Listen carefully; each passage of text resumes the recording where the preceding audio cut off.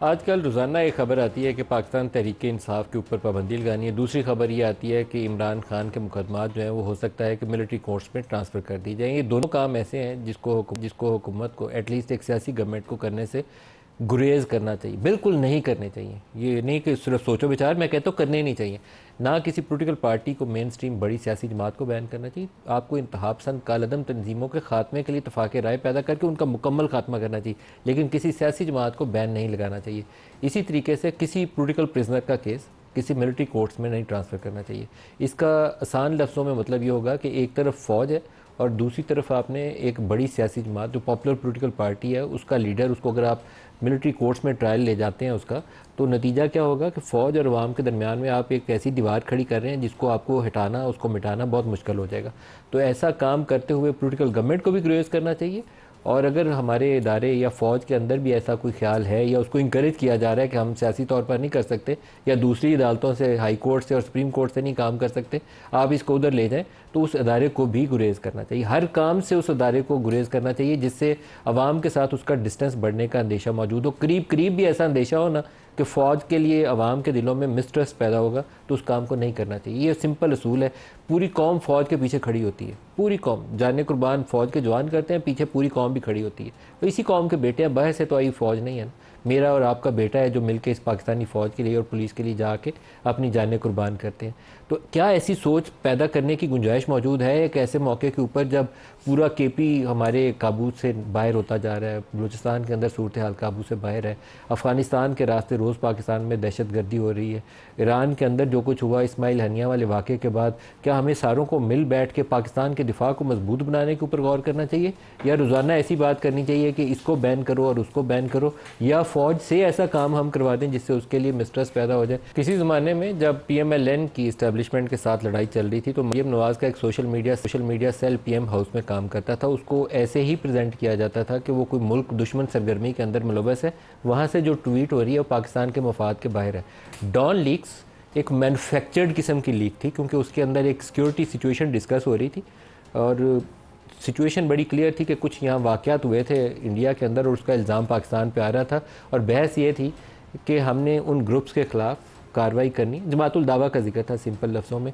وہ ڈس ایگریمنٹ تھا اس وقت کی اسٹیبلشمنٹ میں اور اس وقت کی پولیٹیکل گورنمنٹ میں.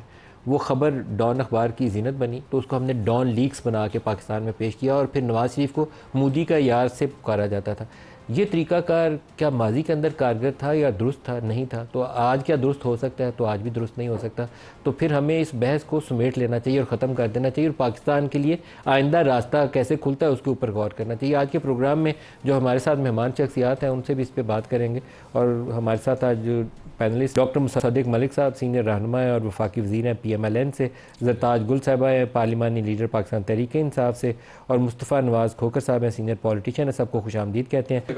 یہ عطاء اللہ تارڑ کی پریس کانفرنس کے بعد اسحاق ڈار صاحب نے، خواجہ آصف نے وضاحت کافی زیادہ کر دی ہے، لیکن آج احسن صاحب کے بڑی کنڈیشنل سی سٹیٹمنٹ ہے، لیکن دوبارہ انہوں نے اس چیز کو چھیڑا ہے. انہوں نے کہا اگر شواہد ہوں گے، ادارے جائزہ لیں گے تو پھر اس کے اوپر جو سپریم کورٹ میں سٹینڈ بھی کر سکے ہم اس معاملے میں آگے بڑھ جائیں گے. تو اس کا مطلب ہے کہ ابھی تک یہ ٹیبل سے ہٹا نہیں ہے، آپشن ٹیبل پہ موجود ہے. اصل میں بات یہ کہ ملک صاحب کے جو انہوں نے 9 مئی کا فیبریکیٹڈ ہمارے خلاف پروپیگنڈا کیا تھا، اس کا تو 8 فروری کو پاکستان کے غیور عوام نے چاہے 200 سے بھی زیادہ نشانات عمران خان کے نام پہ ووٹ دیا تو 3 کروڑ. پاکستان کی سب سے بڑی پولیٹیکل پارٹی جو ہے وہ پاکستان تحریک انصاف ہے اور پاکستان کے سب سے بڑے لیڈر عمران خان ہیں. اب آپ اس کو کہہ رہے ہیں کہ ہم اس پارٹی کو ایکسیپٹ کرنے کو تیار نہیں، کیونکہ آپ 17 جماعت والی پارٹی اور ہم 180 جماعت والی پارٹی ہیں. چونکہ آپ کو ہمارے سر کے اوپر زبردستی بٹھا دیا گیا تو آپ کہہ رہے ہیں کہ ہم پاکستان تحریک انصاف کو بین کرنا چاہتے ہیں. میں سمجھتے تھے کہ احسن اقبال صاحب فیڈرل منسٹر شاید اتنی دفعہ جیتنے کے بعد شاید کوئی عقل آ گئی ہوگی اور وہ کوئی بیٹر کوئی اسٹیٹمنٹ دیں گے، لیکن ان کی تو اسے لگ رہا ہے کہ انہوں نے آج تک کچھ نہیں سیکھا اور نہ یہ کبھی سیکھیں گے.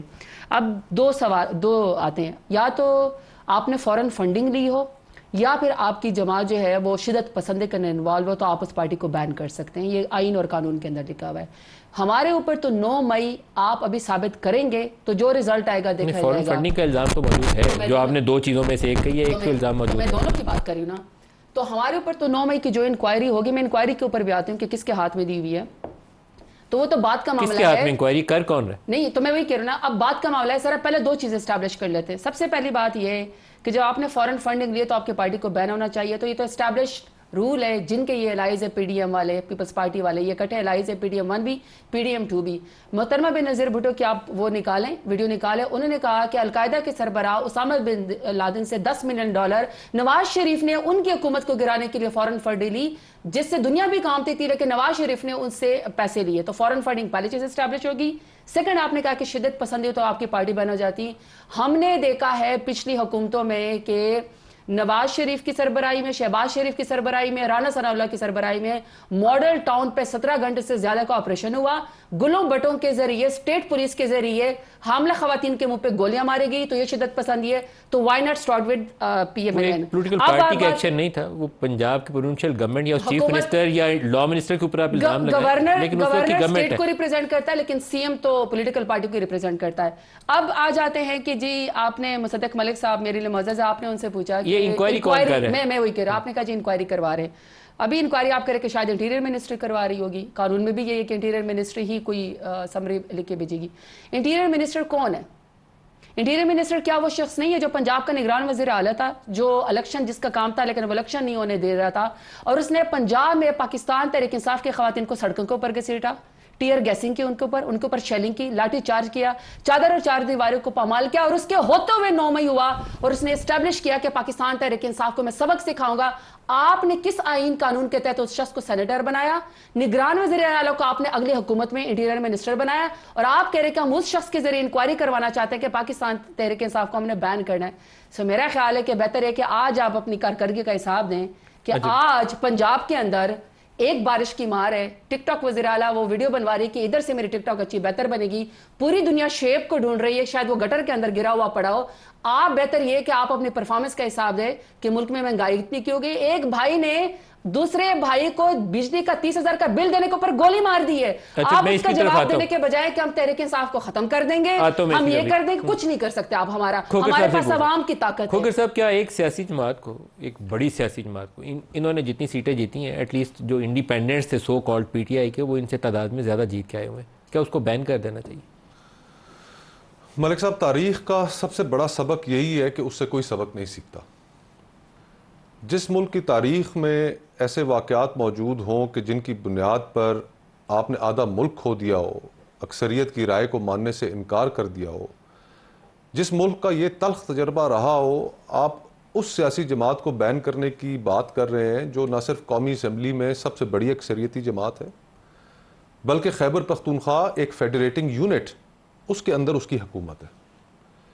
آج بفرض محال ہم یہ تصور کر لیتے ہیں کہ جو آئین اور قانون کے تحت جو طریقہ کار دیا گیا ہے, وفاقی حکومت ایک ریفرنس بنا کر سپریم کورٹ کو بھیج دیتی ہے. آرٹیکل 17 یہی کہتا ہے کہ فیصلہ سپریم کورٹ کرے گی, حکومت کے اختیار میں صرف ریفرنس بھیجنا ہے. فیڈرل کیبنٹ بین کر کے within 15 days reference file declaration file کرنے کی پابند ہے. تو ہم یہ بھی تصور کر لیتے ہیں کہ تحریک انصاف بین ہو جاتی ہے, پابندی لگ جاتی ہے اس پہ. تو کیا ہم نے یہ سوچ رکھا ہے کہ خیبر پختونخوا جو اس وقت دہشت گردی کی گرپ میں ہے, کہ وہاں پر اس کا کیا تاثر جائے گا؟ میں تو حیران ہوں کہ ہمارے جو یہ فیصلہ ساز ہیں, اور خصوصاً مسلم لیگ نون کے جو دوست ہیں, کہ یہ خود بہت تلخ تجربوں سے گزرے ہیں. یہ وہی میاں نواز شریف صاحب ہیں جنہوں نے ایک تلخ تجربے سے گزرنے کے بعد 2006 میں میثاق جمہوریت کیا, ارتقاء کے عمل سے گزرے. پھر اس کے بعد آپ نے ذکر کیا اپنے ابتدائیے میں کہ ڈان لیگ سے بھی یہ گزرے, کہ جب ان کے اوپر ایک الزام لگایا گیا کہ یہ ریاستی مفاد کے خلاف کام کر رہے ہیں. آج وہی الفاظ جب احسن اقبال صاحب استعمال کرتے ہیں, آپ نے جو ابھی ان کا کلپ چلایا اس کے اندر انہوں نے یہ لفظ استعمال کیے کہ تحریک انصاف پاکستانی ریاست کے مفاد کے خلاف کام کر رہی ہے. یہ ریاستی مفاد ہم نے اس ملک میں ہر 3 یا 4 سال بعد بدلتے دیکھا ہے. جو آؤٹ آف فیور ہو جائے نا, جو آؤٹ آف فیور ہو جائے, وہ ریاستی مفاد کے خلاف ہو جائے. تو ہم نے یہ جو سارا سلسلہ چلتا آ رہا ہے, دیکھیں تحریک انصاف کی سیاست کے اندر بہت خامی ہے. تحریک انصاف کی کانٹرڈکشن سے بھرپور سیاست ہے. لیکن 9 مئی ہے نا, 9 مئی کو آپ جسٹیفائی نہیں کر سکتے. نہیں کر سکتے. کوئی طریقہ کار نہیں 9 مئی کو کسی کا. ان کے اپنی جماعت کے لوگ یہ کہتے ہیں کہ جناب ہم کتنے ٹاک شوز میں ہمارے ساتھ وہ شامل رہے کہ جو 9 مئی کے اندر ملوث ہے آپ اس کو گرفتار کریں, ہمیں تو کوئی اعتراض نہیں ہے. لیکن پھر اگر جب ہم یہ دیکھتے ہیں کہ 9 مئی کے اندر ہمیں ٹی وی اسکرینوں پر ایک دن دکھایا جاتا ہے کہ جی فلانا شخص بھی ملوث ہے، فلانا بھی ملوث ہے، پھر ہم دیکھتے ہیں وہ پریس کانفرنس کرتے ہیں اور پاک صاف ہو جاتے ہیں. پھر ہم یہ دیکھتے ہیں کہ سال 1.5 بعد لوگوں کو 9 مئی کے مقدمات کے اندر ملوث کیا جاتا ہے. تو پھر آپ نے جو گدلا کیا اس کو آپ نے خود کیا. ایک اور بڑا سوال ہے اس کے ساتھ ایک اگر مجھے واقعہ سے بلکہ ہلکا سا کہ اب یہ جو عمران خان صاحب کے خلاف لاہور ہائی کورٹ میں جو کیس تھے، اب پروسیکیوشن کا آپ لیول دیکھیں کہ ادھر ہائی کورٹ کے اندر پروسیکیوشن بیان دے رہی ہے، پنجاب پولیس یہ بیان دے رہی ہے کہ جی جب 9 مئی کی پلاننگ ہو رہی تھی تو 3 لوگ جو پولیس کے تھے وہ حلیہ بدل کے اس میٹنگ کے اندر شامل ہو گئے. ان کی گواہی ہے اس کے اندر، پروسیکیوشن کا یہ کیس ہے. اب کون سا جج اس کیس کو اٹھا کے باہر نہیں پھینکے گا کہ یار کوئی خدا کا خوف کرو کہ کرنے والی بات کرو. جو گواہ ہے ایکچولی وہ ہے ہی وہی ہیں. جی تو میں تو اس چیز پہ حیران ہوں ملک صاحب کہ یہ جس ڈگر پر ملک کو چلا رہے ہیں. لیکن کھوکھر صاحب اور ایک خبر چل رہی ہے جس سے مجھے اندیشہ یہ ہے، آپ نے ابھی 71 کا ذکر کیا، فوج اور عوام کے درمیان میں نہ کبھی مسٹرسٹ نہیں پیدا ہونا. جی ہاں. ایک خبر یہ بھی چلتی ہے کہ عمران کو 9 مئی کے مقدمات میں ملٹری ٹرائل کی طرف لے جایا جائے. یہ اتنا بڑا سٹیپ ہوگا مسٹرسٹ کے لیے پیدا کرنے کے لیے، اس کو گریز کرنا چاہیے حکومت کو بھی اور اداروں کو بھی کہ نہیں یہ کام ریگولر کورس میں تو آپ جائیں، ادھر نہیں آنا. ملک صاحب مسٹرسٹ کی یہ حالت ہو گئی کہ اس وقت ہماری ریاست کا سب سے بڑا جو چیلنج ہے وہ اس وقت دہشت گردی، اور ریاست سے میری مراد فوج نہیں ہے، میری مراد پاکستان ہے. پاکستانی ریاست کا سب سے بڑا چیلنج اس وقت دہشت گردی ہے. کوئی کنسنسس ہے اس کے اوپر؟ اس لیے نہیں ہے نا کہ اعتماد نہیں ہے. لوگ یہ کہہ رہے ہیں کہ جناب 3 سال پہلے تک پیغام ہمیں یہ دیا جا رہا تھا کہ لوگ وہاں سے آئیں گے، ہم آپ کے درمیان سیٹل کریں گے، ان کو اسلحہ اٹھانے کی اجازت ہوگی، سب کچھ معاف ہو گیا، انہوں نے جو ظلم کیا سب کچھ کیا وہ ایک طرف رکھ دیں. لوگ باہر نکل آئے اور لوگ آج سوال کر رہے ہیں کہ جناب 3 سال بعد پھر پالیسی بدل جائے گی تو کیا ہوگا. آج سب سے بڑے ایشو کے اوپر خیبر پختونخوا کی کوئی بھی جماعت، چاہے وہ جمعیت علماء اسلام ہو، محسن داوڑ صاحب ہوں، ANP ہو، شیرپاؤ صاحب ہوں، تحریک انصاف ہو، کوئی جماعت حامی نہیں ہے. عزم استحکام سے پہلے عزم اعتماد کی ضرورت ہے.